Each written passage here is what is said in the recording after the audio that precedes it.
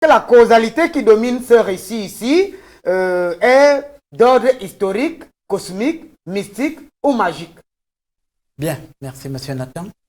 La causalité qui domine ce récit ici rappelle, on va dire, le cosmique. Je vais expliquer. Depuis le départ, nous parlons justement des personnages qui ont interagi. Et le Père le disait tout à l'heure, qu'il y a Dieu, il y a Adam et Ève, tout ça là. Et moi, depuis le départ, je continue de dire que ce n'est pas un récit historique. Bien qu'il y ait des personnages dans ce récit, ce ne sont pas des personnages historiques. Donc, qu'est-ce que nous devons faire pour comprendre, on va dire, cette théologie cosmique ou alors cette manifestation, on va dire, du cosmos? Nous devons interpréter ce que signifie et ce à quoi peut renvoyer cela. Par exemple, tout à l'heure, nous insistions sur le serpent, ou vous insistiez sur le serpent. Le serpent rappelle aussi la ruse, c'est-à-dire qu'il n'y a pas un serpent qui marchait, qui parlait. C'est faux, je le redis. Il n'y a pas de serpent qui marchait et qui a Adam et Ève. Vu que Adam et Ève n'ont pas existé. Non, il ne contredit pas la Bible.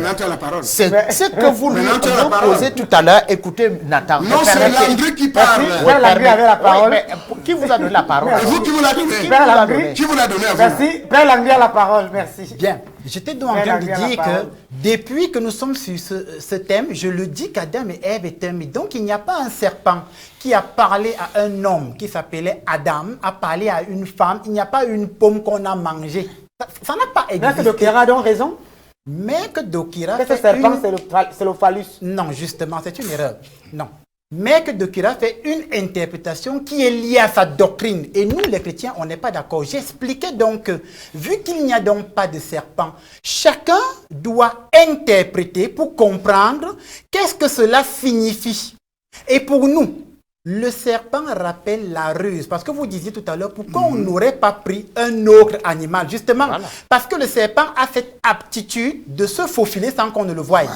En d'autres termes, ce qu'on va appeler le mal ou les ténèbres, c'est généralement quelque chose qui va se faufiler au milieu de vous sans que vous ne vous y rendiez compte. C'est pourquoi le mot diabole signifie celui qui divise. Et dans une famille, celui qui divise va toujours se et c'est à celui qui divise qu'on va donner le démon du diable, du Satan. Et Adam et Ève le projettent comme un serpent pour dire que c'est un individu ou alors c'est quelque chose que vous ne verrez pas venir. Le mal est quelque chose que tu ne vois pas venir.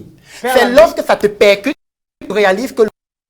Alors Père Landry, je voudrais savoir pourquoi parmi tant d'autres animaux, on a seulement choisi de jeter, je veux dire l'opprobre ou l'anathème sur le gentil serpent qui a été créé par Dieu avec toutes ses qualités. Il ne s'est pas doté de ses qualités. C'est Dieu qui lui a doté de sa ruse, de tout ce qu'il est. Pourquoi ne pas avoir choisi le renard ou la tortue qui sont également des animaux très rusés? Très bien.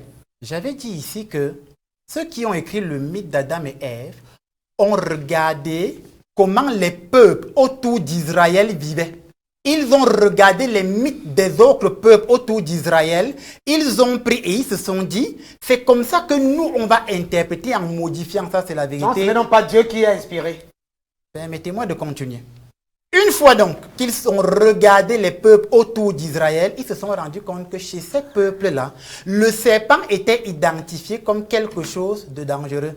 Et pour eux, ils se sont dit, si les autres peuples voient que le serpent est quelque chose de dangereux, ils ont réécrit les mythes. J'avais parlé d'ici du mythe d'Enki et de Nanyursa.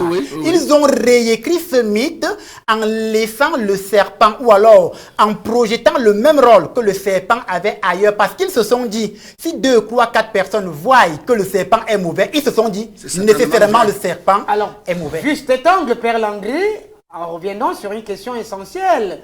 Bible, parole des hommes, recherche humaine, collecte humaine, proposée par des humains, loin de Dieu.